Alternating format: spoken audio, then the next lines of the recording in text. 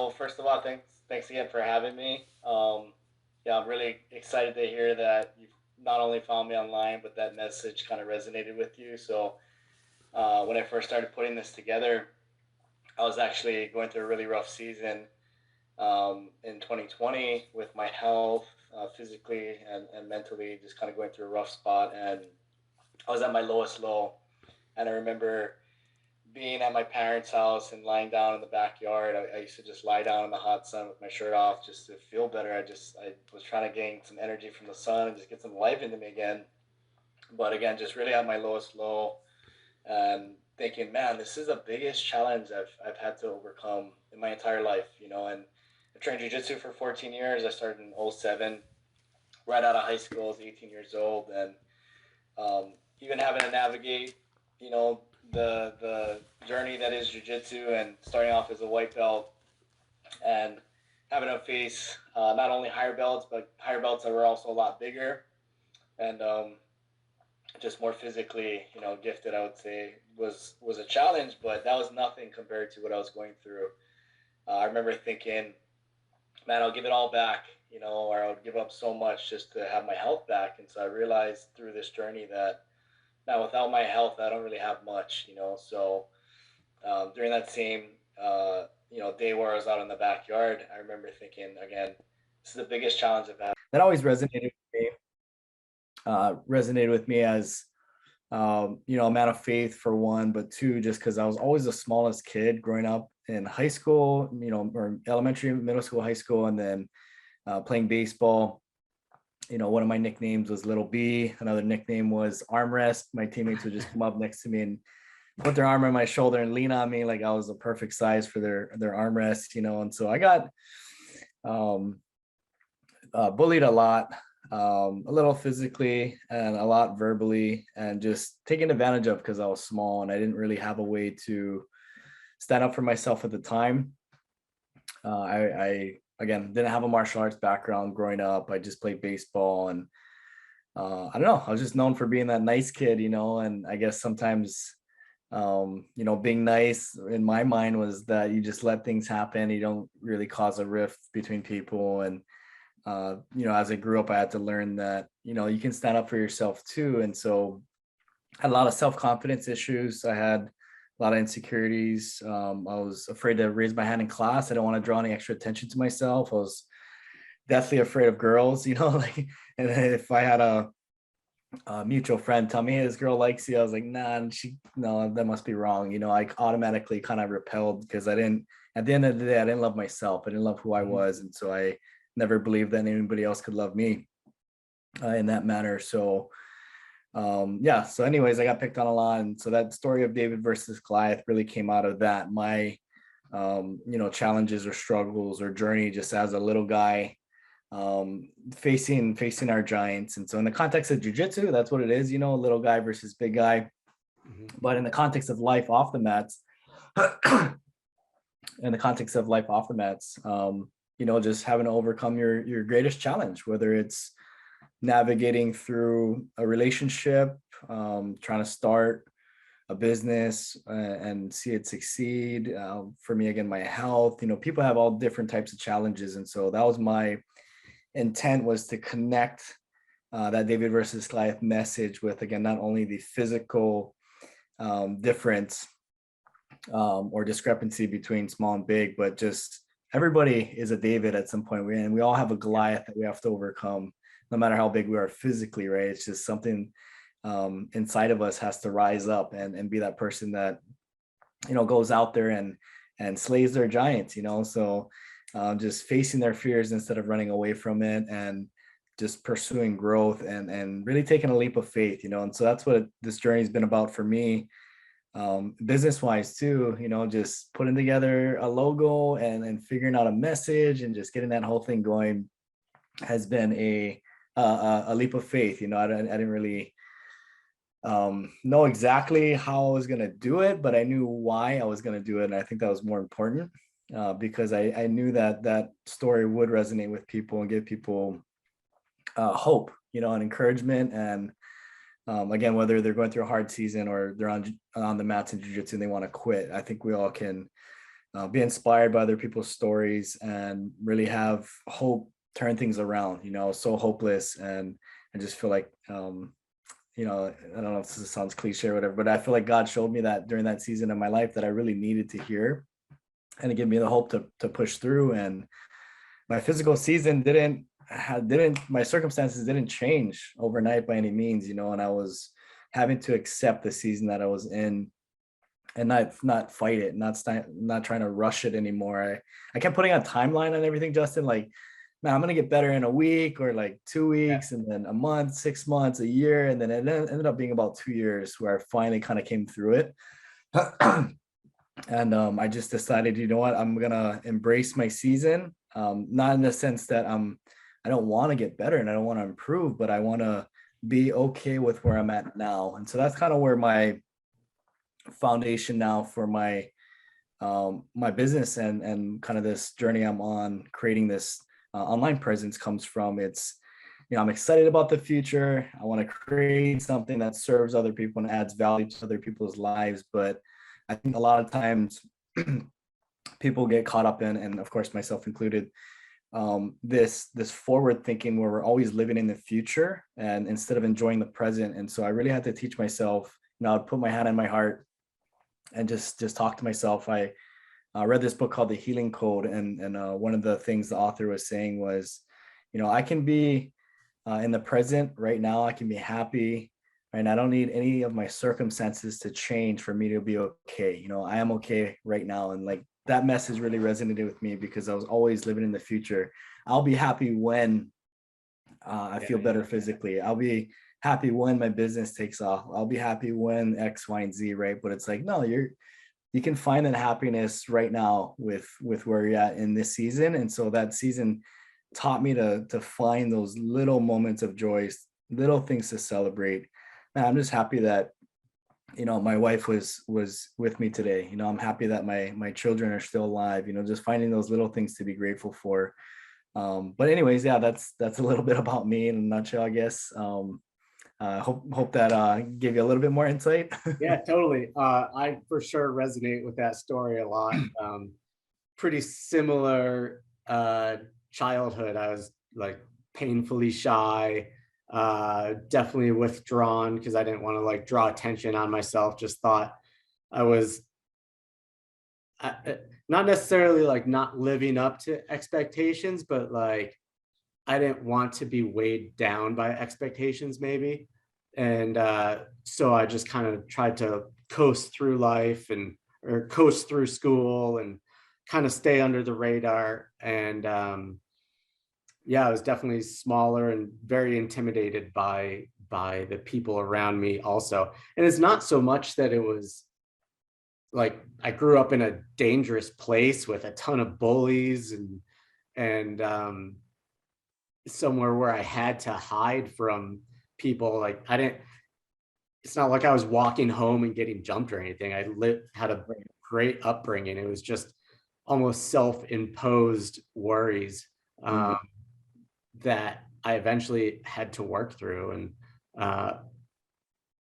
I'm 42, and I think I probably just did it when I was like 37, finally got all the way through there. And I totally agree with just working on yourself and being okay with wherever you are right now. And one of the things that I found pretty late in life was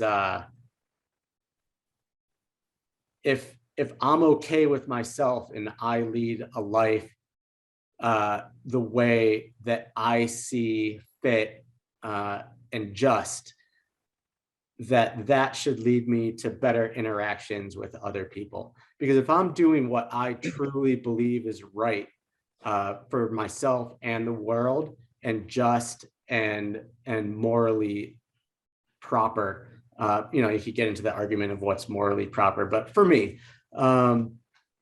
that should lead to positive interactions with everybody else.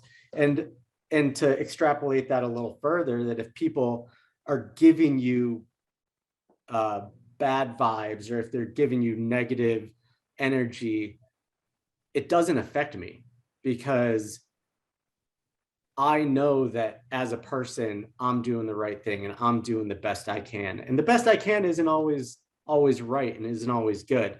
But at the moment, I'm doing the best I can. Yeah. Yeah. And so I can't change that, you know, like I can't, I'm not going to change it because to me, I'm doing the best I can. And that's all we can do. And so if Right. somebody's giving me negative energy, I don't approach it like they're giving me negative energy because I'm doing something wrong. I approach it as how can I help them give off better energy? Yeah.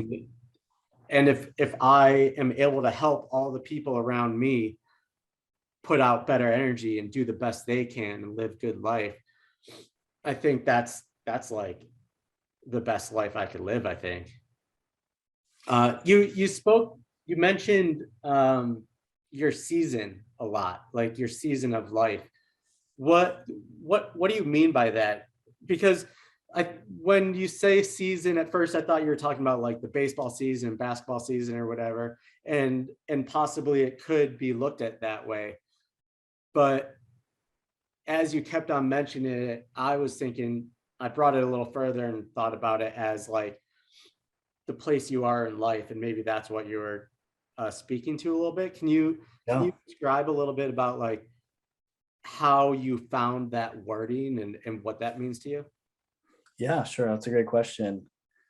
I guess, if you look at calendar changes, well, here in Hawaii, we don't really have four seasons. It's just kind of 70 degrees year round uh, on average. But, That's lovely. you look at, uh, you know, spring, summer, winter, fall, and how seasons change, just realizing, man, I'm in a season of growth. I'm in a season where the things that were on my heart and have always been with me, I'm coming to a place in time where I'm realizing some of the things that I was carrying was no longer serving me, and that again, I'm a man of faith, so I believe in God, and that God was trying to deal with that part of my heart. And so instead of resisting it like I've done in the past, um I'm a type A personality. I like to get things done and be productive and be a go-getter. And people would describe me as ambitious and all that, and my strength is often my weakness, right? You hear a lot of people say that, and that was true for me. Like, I can put my head down and tunnel through and push through and persevere, but at the same time, my weakness is that I didn't know how to rest. And so my dad, I remember running a Cutco office. I used to work for a company called Cutco Cutlery, or Vector Marketing. And back in 2013, I had an opportunity to run an office on Kauai, and I opened up, and we were doing really well. Sales were popping, and recruiting was high, and I ended up ranking number 8th in the nation that year out of over 300 branch offices. And my dad could see where the train was heading long before it happened. He's like, "Son, you're gonna burn out. You gotta slow down." And because my dad's the same way. We have two other brothers, and my dad and I look the least alike, but we act the most alike. We connect the most with our personalities. He's like, "Son, I've been there before." He's like, "You're gonna burn out. You need to take a day off. Like, schedule in a day of rest every single week." And in the Bible, people talk about the Sabbath, and I just ignored it. I was like, I gotta work 7 days a week. That's the only way I'm gonna keep up with all these other offices and achieve what I want.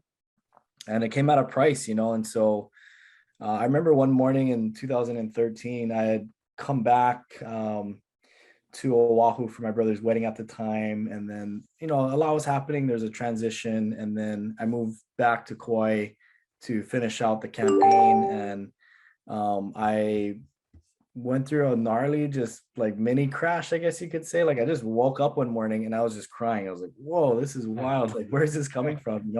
But I was just going 80 miles an hour, 100 miles an hour nonstop. I didn't have time to process feelings and emotions Like and deal with those. emotions, what are these? This Yeah. is I was bullshit. like, it's all about the sales. Let's go, baby. And I was just like, go, go, go. And so anyways, I had a mini crash back then, what I would call just kind of I guess a smaller realization. And um, honestly, I didn't learn my lesson. The pattern and the thing that was in my heart was still driving me Mhm. to become something.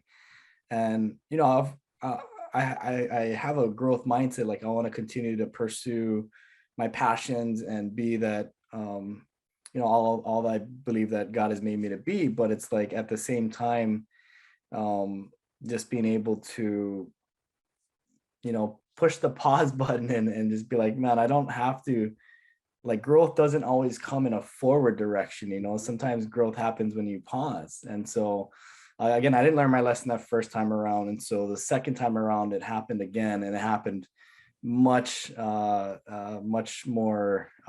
harshly, I guess you could say. And every part of my life was affected. I had two kids. My son was just born, or actually my son wasn't yet born. He was on his way when I initially started my health problems in 2020.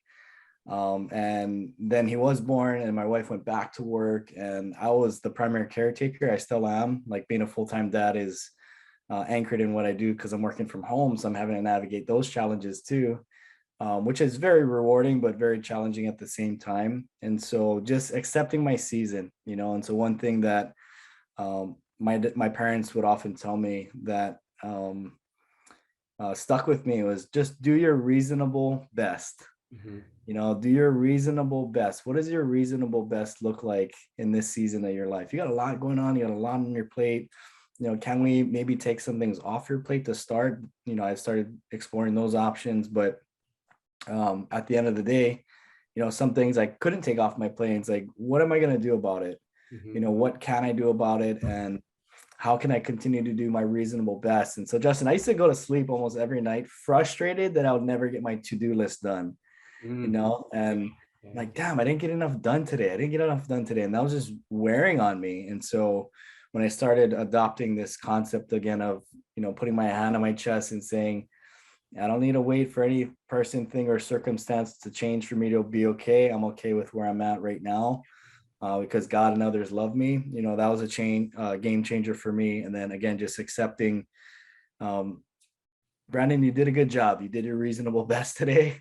And then coming back to your initial question about the season, just realizing, okay, that's what's going on right now with everything that's on my plate currently, and just not fighting it anymore, not trying to get out of it anymore. And relating it back to jiu-jitsu, because I know you train jiu-jitsu, right? It's like, sometimes we want to get out of the mount so badly that we end up extending our arms and then we get arm locked, Yeah. right? But sometimes it's not making a bad position worse, is what I'll tell my students oftentimes. I was like, hey, you already got your guard passed, you're in side control, don't make a bad position worse. And then they panic, and then they end up getting mounted, and then the same process repeats itself. They push, and then they get arm locked, and then it just keeps getting worse and worse because they're trying so hard to get out of their current situation, instead of accepting that situation, analyzing it, embracing it, and then figuring out, okay, I got to be patient. Okay, I got to wait for my time to get out, and looking at it kind of more from that point of view. So that's kind of how I guess came to that realization that this is my season. Awesome. Yeah, a lot of it is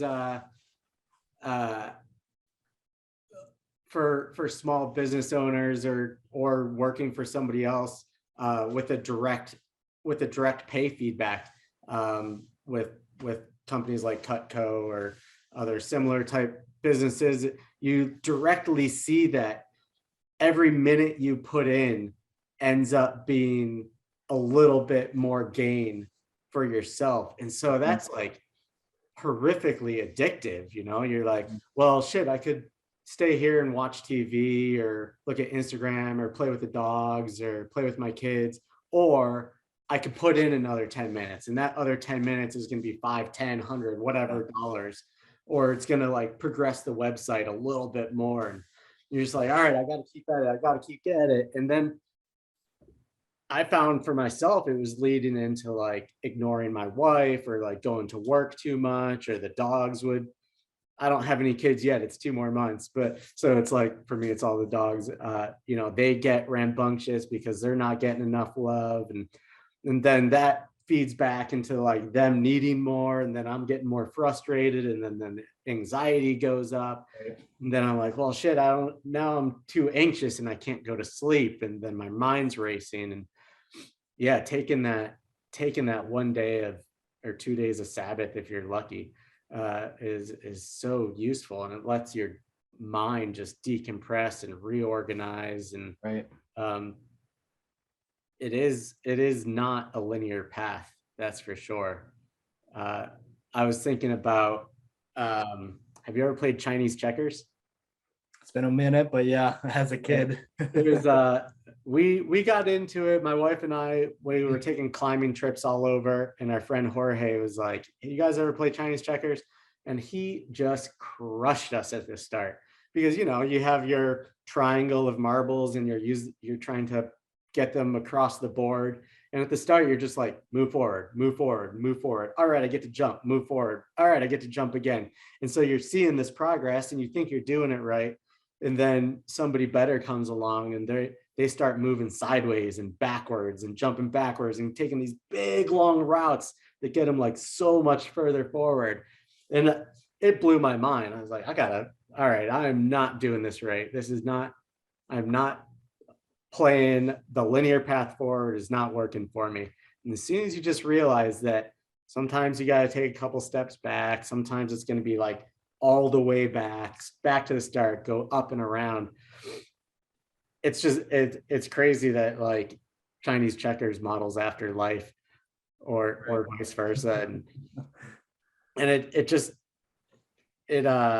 appears in so many things. In Yeah. jiu-jitsu, it's like you learn a technique and you try it and it's not working and you're like, ah, shit, that doesn't work. I don't know why they taught us that. And then you put it aside and then like 4 months later, you're like, oh, that was it. And you bring it back and then you progress it and you put it to the side again and try something else. And with rock climbing, it's the same thing.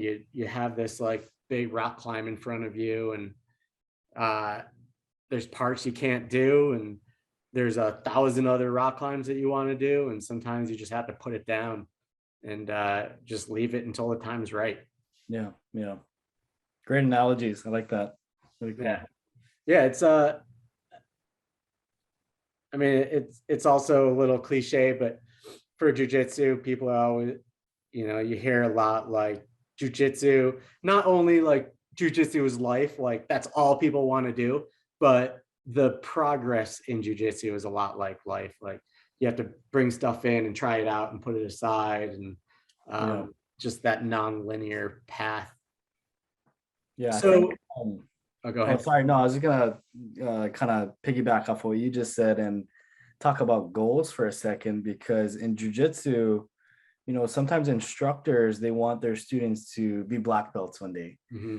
And it's awesome. It's a way that we get to share our knowledge and see other people grow and develop, and feels good to invest in somebody and then see them reach that level. But as an instructor myself, realizing now that that's not my students' goals all the time, and so connecting that back to business, it's like sometimes we see other people succeeding and we automatically feel like we have to adopt their goals, right? This person wants to be a black belt. This person wants to bring in, $1 million in revenue a year. It's like, I gotta get to that.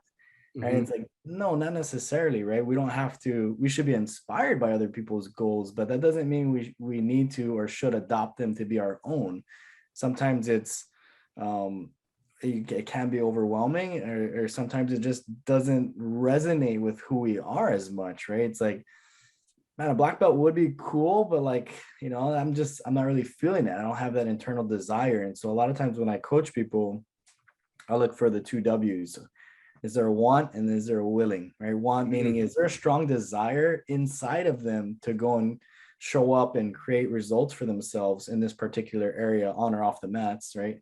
Could be in business too. And then is there a willingness, right, to go and put in the work and do what's necessary? And like you said earlier, having to navigate through left, right, forward, back, it's not always a linear path, right? Having to navigate, having the willingness to go through those challenges and play with it to eventually get there. So I like what you said. And I think in business, everybody has a different goal, and that should be okay. Maybe your business wants to do 100K a year. Maybe you just want to do 50K a year. There's nothing wrong with having a business that's lower revenue. And yet we're always taught to look at other people and compare the size of our house or compare the quality of our car and feel like we're not measuring up. But man, maybe you're just happy with a 50K business with, X amount of time being put in versus, what it might require you to run $1 million business a year or whatever, but I think at the end of the day, again, it has to resonate with us and it has to feel good. And we have to be excited about our own goals and not necessarily adopt the goals from other people. Yeah, a way I look at it is back in grade school, we were out. I don't even know why we were doing this, but we were out at night looking at the stars, and the teacher was like, "Hey, if you look up, I think it was somewhere in the Big Dipper, you'll see like a star right on the corner there, but it's actually two stars, but you can't see it if you look straight at it. You have to kind of like look off to the side, and then that second star separates itself, and you're like, oh yeah, there it is." And man, I use that analogy for almost everything, whether it's like a friend that's looking for love or looking for a relationship, or somebody who's trying to find the right job. And you can tell they're just so focused on that one thing and they're just trying to drive straight at it. And I'm always like, hey man, it's finding a relationship or finding that perfect job. Sometimes you can't look straight for it. You kind of have to put it to the side just a little bit. You have to focus on whether it's yourself or your passions, and then that thing you're looking for will actually appear in front of you and present itself. And I think we get tunnel vision. Happens in rock climbing, happens in jiu-jitsu. In rock climbing, you're like trying really hard and you see the hold and you're like, everything just shuts down. Like rock climbing holds can be tiny and you have this like pinprick view of the wall in front of you. And you're just like, I got to get there. And you try your hardest and you fall off. But if you're just able to like take a big breath, there's like feet there, another hold here, more feet over here. You can like change your body position a little bit. Right. And same thing in jiu-jitsu. You'd be stuck in side control and you're like, I got to block that arm. I got to like keep that thing from getting my head. But really, like if you just hook the foot and move your hips out a little bit, you just got to like take that step back, look at the universe as a whole, go somewhere else, and then like that thing presents itself. And it's hard. I mean, that's probably the hardest thing. I have to remind myself of that every day. And like, especially in business, there is all the goals. Like, do you want to be $50,000 revenue, 100,000, $1 million? Other people are like, why wouldn't you want to be giant? Why wouldn't you want to put all this time and effort into this? And there's great reward for owning a multi-million-dollar business. Like you can set your family up forever if your kids want to run it or be part of it. They have a stable job, but it could be at the detriment of your other passions, your mental health, all that. And so it is kind of like, is the goal making money or is the goal something else? Like for me in my business, the goal isn't making money. I hope I do, but the goal is make the best product I can because that's what's going to sell. And that's what people want. And B, I've been part of the rock climbing community since I was basically 8. So that is like part of me. And I've gotten free stuff. I've gone to crags and used these crags that are all set up for rock climbers. And for me, it's make good lotion, give back to the community as much as I can. And I think through those two things, it'll be that multi-million-dollar business eventually. I'm not focusing on advertising and making money and like making people buy my stuff. I'm focusing on what about the business makes me feel good. Yeah. And for me, that gives me a lot more energy because I'm not like, man, we only did $100 in sales yesterday. How do I get that to be $1,000 in sales? It's, oh, there's this group of people over here. How can I support them best? Oh, there's this wilderness area over here. How can I keep access there and keep it clean? And so it, like, the business isn't the business for me. The business is all this other stuff. Yeah. Yeah. That's good. That's good. So did you start David versus Goliath 2 years ago? I started my YouTube channel in October of 2020. Okay. Yeah, so a little over a year, coming up closer to a year and a half, I guess now. Okay. 2022. Yeah. Wow. Oh, so I must have been watching you like straight from the get-go. Yeah. Yeah. Wow. So what were you doing before that? You're full-time father. Were you still working for Cutco? I'm trying to figure out the Yeah, timeline here. so I graduated from Hawaii Pacific University in 2011. Okay. And I went to work for Cutco as a sales rep from 2011 to 2012. And then 2012, I was a branch manager in Kaneohe, which is where I live now, where I grew up. And branch offices are seasonal offices. They're only open for the summer. And so I did really well, ranked top 10 in the nation in that office too. And then went back to being a sales rep during the fall and spring, and then repeated the process in 2013 on Kauai. And then I actually did really well in Kauai to the point where I could have stayed open, but my wife or girlfriend at the time was still back here, and I decided to come back home. And there weren't any management positions available at the time, so I decided to explore other options. So I ended up working for a company called Eskimo Candy. They're a local seafood distributor. So I was selling some of the pay proteins to hotels, chefs, restaurant owners, and doing more of the B2B instead of B2C, which is great experience for me. I really enjoyed my customers. I enjoyed the job itself. I didn't really click with the culture at the job. I got along with everybody, and I have only good things to say about them. But at the end of the day, there was a disconnect between just the culture and how they kind of treated people. I won't get too much into that, but I ended up just deciding, you know what, this isn't for me anymore. And then the timing lined up to where a full-time position opened up back with Cutco in a really good territory. So I decided to take that.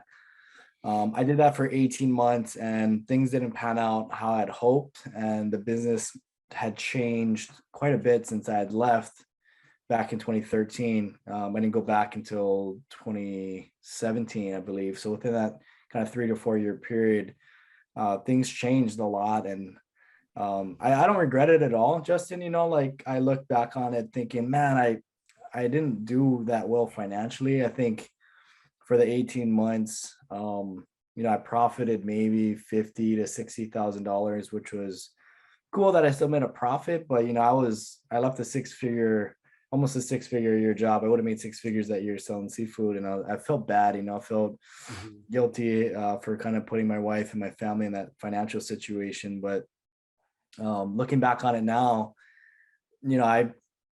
I want to live a life with no regrets, and I had to. I had to just pursue that. It was still a great opportunity. And that's business sometimes, we got to learn from our failures. So a lot still came out of it, even though I didn't thrive financially. I learned more about myself. I learned more about other people. I made a lot of good connections. A lot of good things came out of it still. So for me, it's just my relationship with failure had to evolve a little bit. I viewed it as I didn't do well financially and I suck. And, I just went on the train to Suckville. I just went down that road and had to, again, get a different perspective, coming back to what you said earlier about just that little shift, right? That change in perspective. And I think that's why it's so important to surround yourself with good people, or just people in general, right? Just they can see something that you don't see, and going, wow, this is a huge blessing. Even though I did incur a little bit of debt at the time, it's like, no, I learned a lot about me, and my relationship with failure changed, which I think is super important for entrepreneurs and business owners, and just people in general, right? But anyways, after 2018, I think it was. It was like a year and a half. I ended up, um, my wife and I got pregnant, and my daughter was born, and I think she was 4 months old at the time. And it was right in that transitional season again. My wife was going back to work, and I kind of half jokingly told her, "Hey, what if I stay home and take care of baby, and she's like, yeah, go ahead, and I was like, oh, okay, cool, not really realizing what I was getting myself into and how difficult it was. So being a stay-at-home dad and still working for our church part-time, that was a challenging season. And so learning a lot about myself during that process, but I really got burnt out. And so it brought me back to that. Okay, you got to work on you first, man. I know you got a baby, I know you got a wife, but you still have to focus on you, right? That put on your own oxygen mask first analogy, like when you're on an airplane. But yeah, so I did that for a while, and then I was experimenting with all different types of businesses where I could try and make money from home. Because for me, and I think for a lot of entrepreneurs, the core principle or the core value is not money. Mm-hmm. It's freedom. It's the freedom to be able to work from where you want, when you want, with who you want, and just kind of have freedom throughout your schedule to, play with your kids and just kind of create the lifestyle of your dreams. So for me, I explored drop shipping. I had explored affiliate marketing a little bit, and just kind of going down all these rabbit holes and really not focusing 100% on any of them. It's kind of just dabbling a little bit, and Dipping your toes in the water. yeah, and it was okay. Like, again, I realized that, hey, I still got great experience from it, but it took me a while to get to realize, okay, how does this connect to me and who I am and actually mean something to me beyond the numbers, right? And obviously, like you mentioned earlier, we want to make money, right? And that's part of the goal, to be able to provide a nice lifestyle from it. But what's the deeper meaning? And like with the drop shipping thing, I couldn't tell you what that meaning or that mission statement was. Yeah. It was like just to add dollars to my bank account. But got great experience from that. So I dabbled in a bunch of different opportunities, and then meanwhile, I was still a martial arts instructor at our gym, teaching in classes 5 days a week in the evenings when my wife would come home. So I had a lot on my plate, which is why I think I eventually came to that point where I just crashed and burned. I wasn't willing to admit to myself as a man that this is too much for me. I was like, I can handle it. I can do it. I'm okay. I'm not stressed. And then boom, I just hit a crashing point where my body said, enough is enough. So going through that process again of healing, and whole thing was really eye-opening for me. But anyways, on getting back to your question now, I'm still watching my son now. So I have 2 kids. So I'll take care of my kids in the morning, get them ready. I'll drop my daughter off to preschool. I'll watch my son. Meanwhile, I'm working with coaching clients online. I'm growing the business through organic social media strategies, whether it's YouTube, Facebook, Instagram, and really getting the ball moving there. And I'm still working for our church part-time, where I'll give the message or the sermon once a month. And again, some of these things I know I could take off my plate, but at the end of the day, it's like those are non-negotiables for me. Like the me being a dad, and me, serving and pouring back into ministry and contributing that way.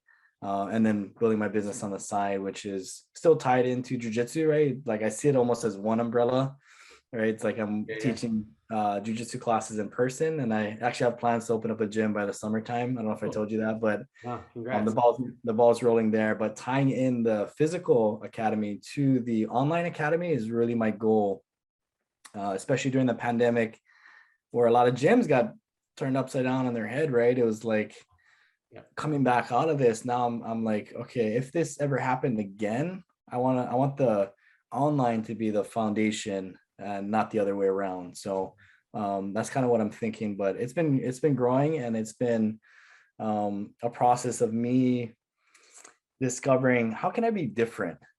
And coming back to, like, I got picked on, I have 5 what we call giddy giddies here in Hawaii, 5 colics in the back of my head. Like, my last name is gross. Like I got teased for being weird and for doing or just having weird things about me, and not realizing that the things that make you weird are the things that make you you, and the things that often help you stand out. And just stepping into that, owning that, and using that as a way to help your marketing and help your message and your angle. And so coming back to the online business, it's like, how can I be different?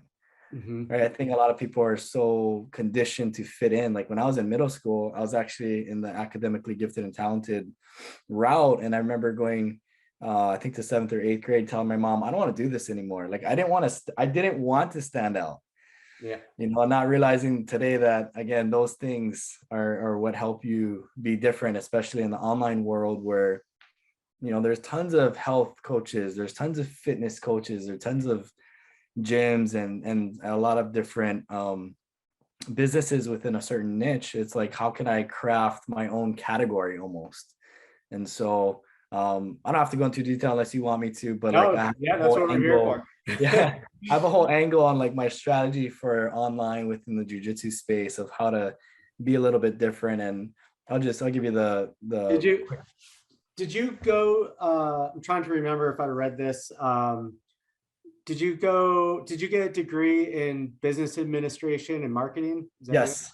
it? Okay. Yeah, I did. And honestly, like college was a good experience for me to learn and grow. But my real education didn't start till just a couple years ago, where I started, following the Russell Brunsons of the world, the Dean Graziosis of the world, and taking that textbook knowledge, right? And how does that even apply to what we're doing versus learning from these guys who are actually doing it?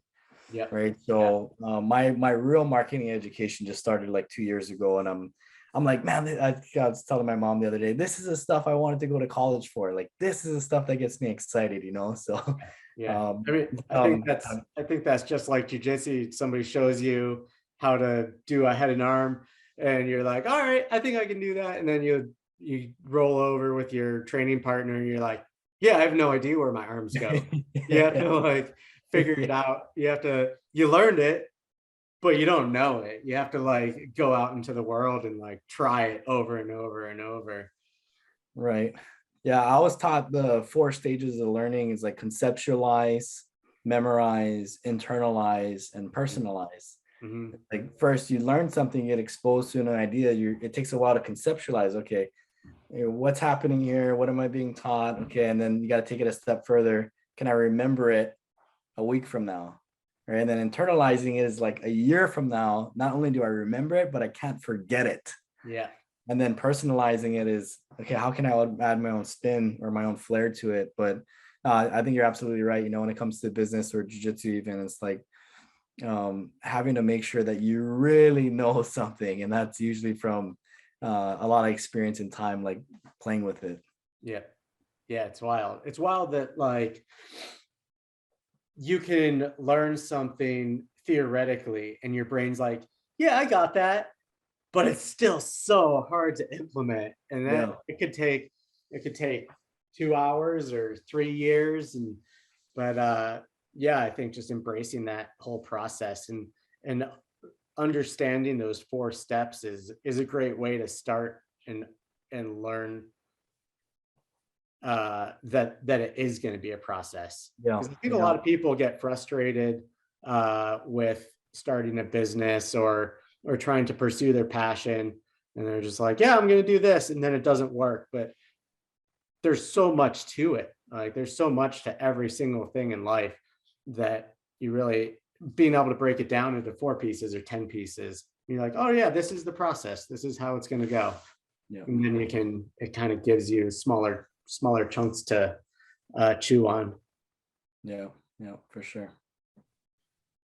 So you've been doing jiu-jitsu, you said 15 years?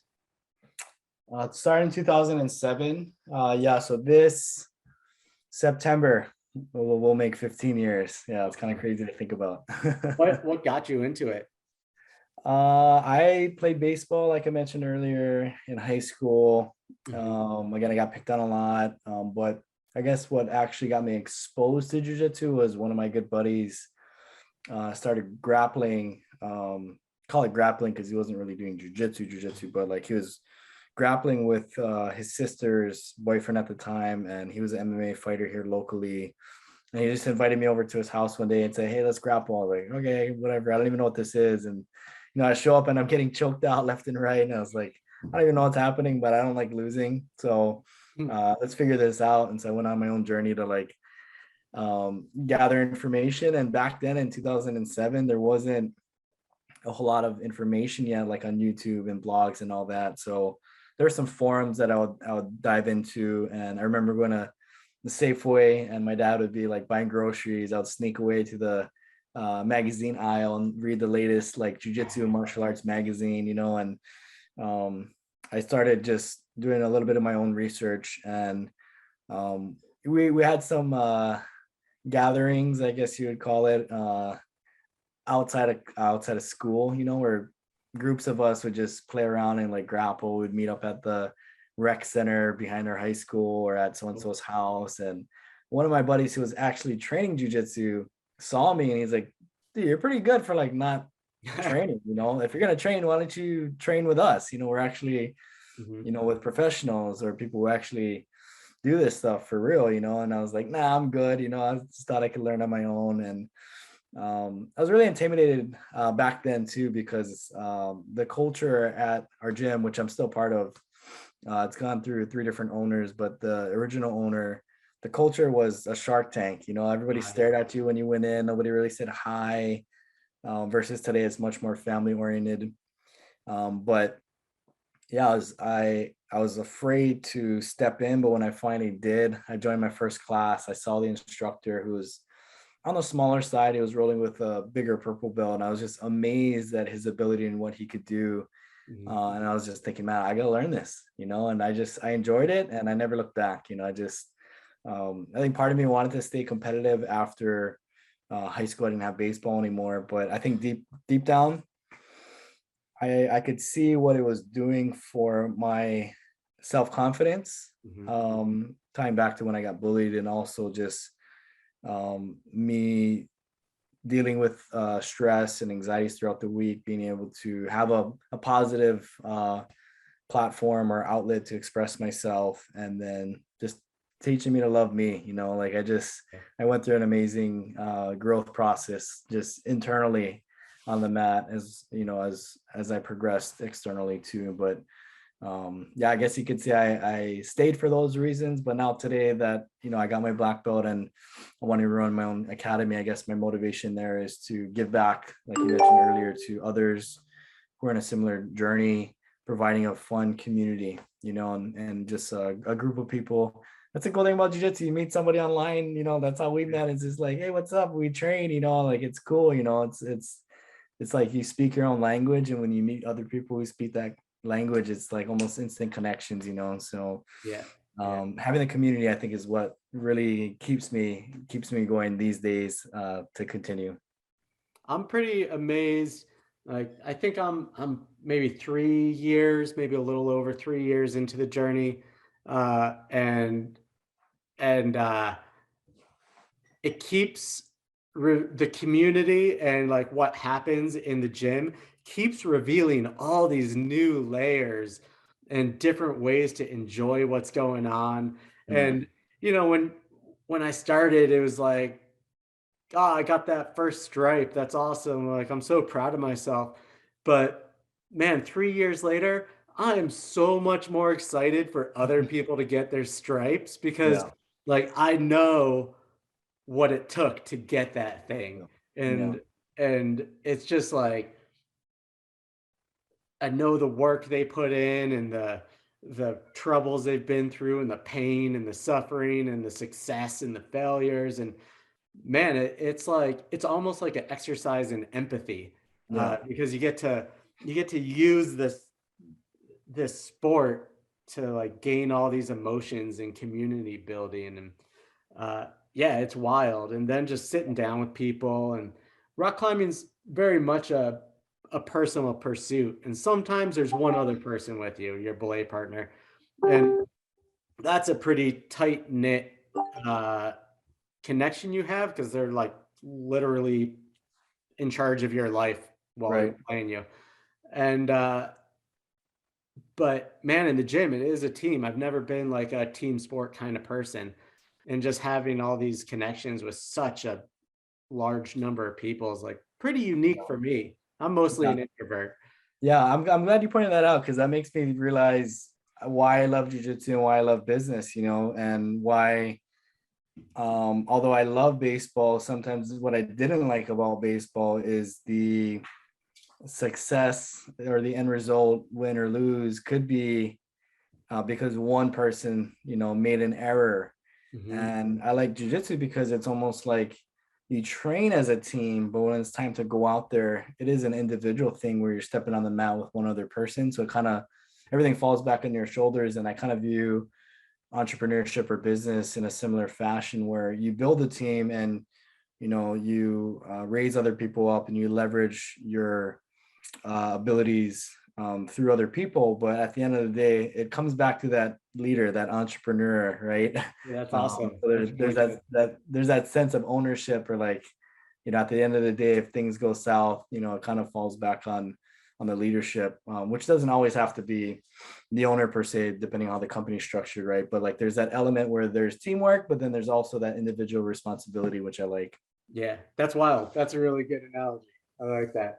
Did you always want to make jujitsu into a business or Mm. part of your livelihood, or make it more than just going and training?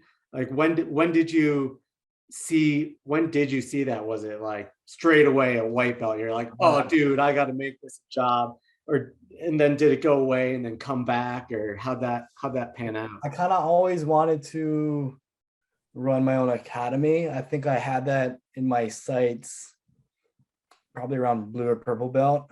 Mhm. My mom would say, like, she would always see me coaching other kids on the baseball field, and I didn't even notice what I was doing. But she's like, "You're coaching them, you love coaching." I was like, "Yeah, I do. I guess I do."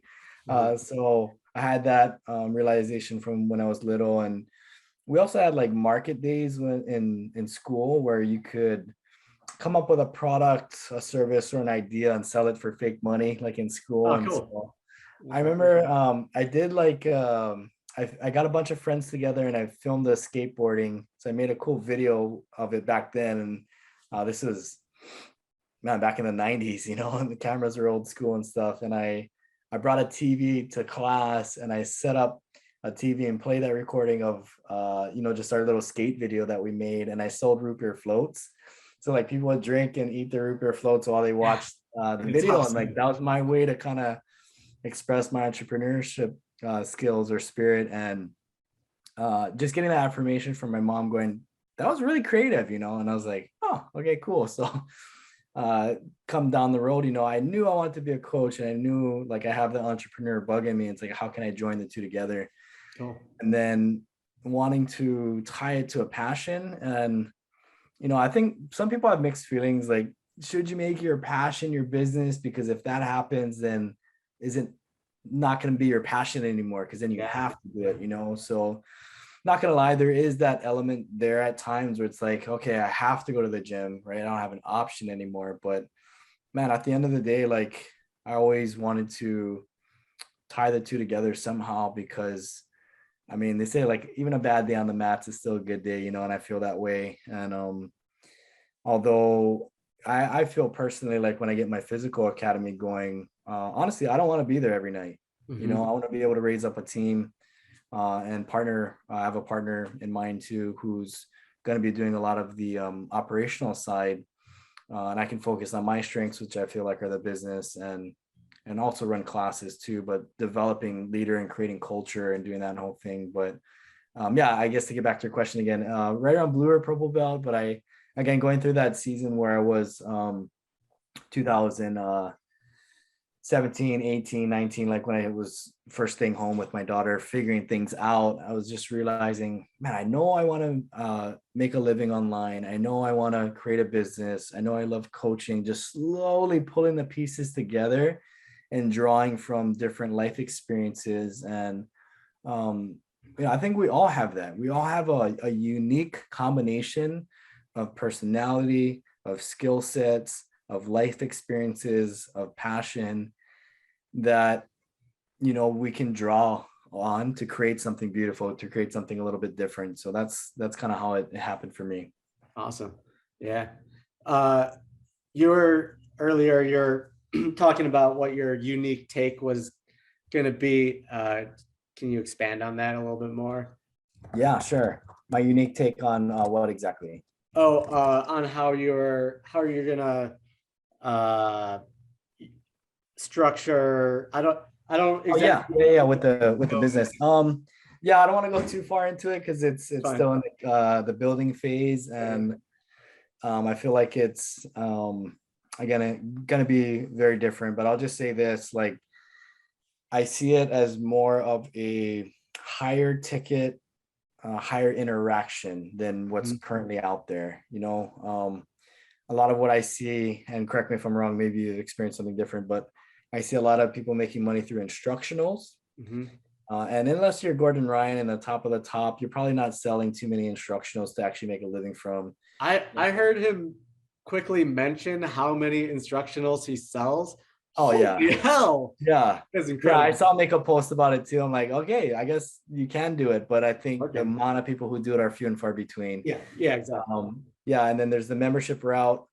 I see like MG in action, AOJ, $25 a month or 250 a year. And then you got guys nowadays doing, either one-off privates, $100 a private lesson, or group package, four for 300 or whatever. And my idea was to kind of just do it on a longer term basis because you and I both know it takes time Yeah. to see that transformation on the mats and also in here. And I have it structured around three main pillars: strategy, mindset, accountability. It's the three main pillars that I feel like supplement the physical gym and that the physical gym doesn't always address. Mhm. Strategy being, is it customized to you, your body type, your age, your mobility, your game, your personality in real time, Cool. right? Because a lot of times people are watching instructionals and then they try to do the moves and there's a disconnect because a person on the other end, they don't know where that person's at in their journey Yeah. and what they need, and even their learning style for that matter. But so strategy and then mindset. A lot of times people walk in and they're just thrown right into the fire, man, sink or swim, baby.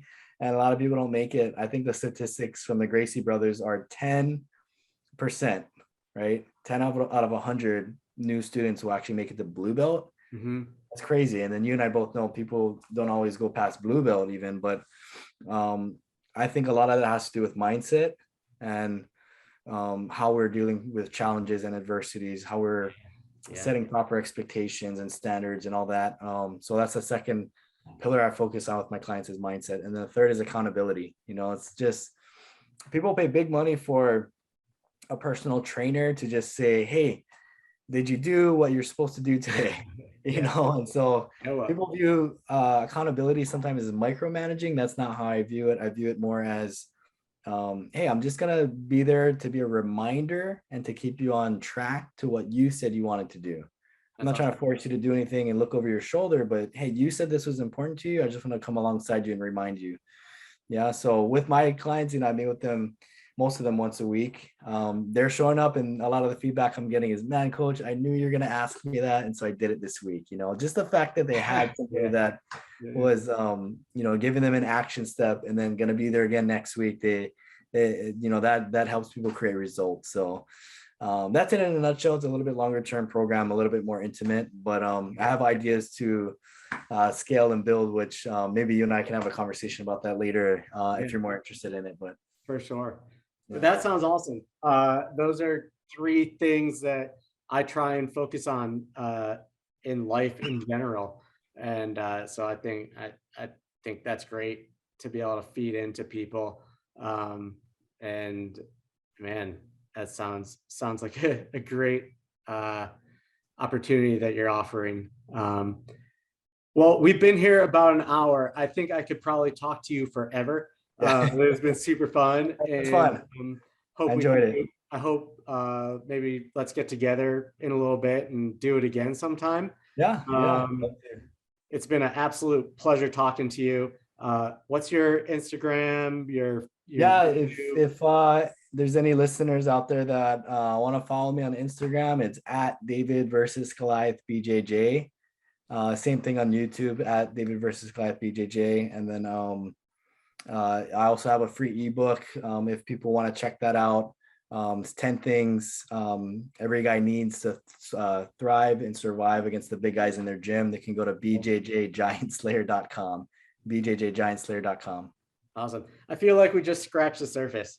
I honestly like I could talk about this forever. Yeah, cool. I mean, if you want to do a part two someday, let me know. Yeah, absolutely. Yeah. Cool. I know my wife wants to come to Hawaii. Maybe I'll Yeah, get yeah. If it's summertime is looking like the timeline, so hopefully I'll have the physical academy going by then, awesome. and getting to train with you too. That'd be great. I think there's a some sort of space-time portal from Hawaii to Bend, Oregon. There's a lot of Hawaii people who lived in Hawaii move here. Yeah. And so maybe I can find that portal and head over. Yeah. But I'm gonna go train a little bit and Cool. let's catch up. Let's catch up sometime down the line. It's been a pleasure. Sounds good. Thanks, Justin. Yeah, we'll talk soon, man. I appreciate it. All right. Have a great day. Take care.